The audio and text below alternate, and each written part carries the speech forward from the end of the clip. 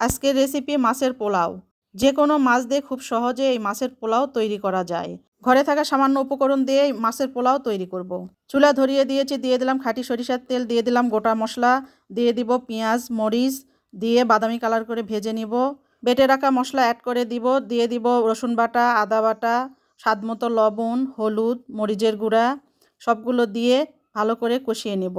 কষানো হয়ে গেছে, দিয়ে দিব 500 গ্রাম সিলভার কাপের মাছ। মাছের সঙ্গে ডালও দেওয়া যায়, কিন্তু আমি ডাল দিব না যেহেতু মাছের পরিমাণটা বেশি। নেড়ে চেড়ে কিছুক্ষণ কষিয়ে নিব, নিয়ে পরিমাণ মতো পানি দিয়ে কিছুক্ষণ রান্না করব। মাছ সিদ্ধ হয়ে গেছে, মাছগুলো ভেঙে নিব। যে কোনো চাল দিয়ে পোলাও তৈরি করা যায়, আমি এই ভাতের চাল দিয়েছি। মাছের সাথে চাল ভালো করে মিশিয়ে কিছুক্ষণ কষিয়ে নিব। কষানো হয়ে গেছে, দিয়ে দেবো পরিমাণ মতো পানি। বলক আসা পর্যন্ত নাড়তে থাকবো। বলক এসেছে, ঢাকনা দিয়ে ঢেকে কিছুক্ষণ রান্না করব। রান্না প্রায় হয়ে এসেছে। ভাজা জিরার গুঁড়া উপরে ছড়িয়ে দিব। খুব সহজে তৈরি হয়ে গেল মাছের পোলাও।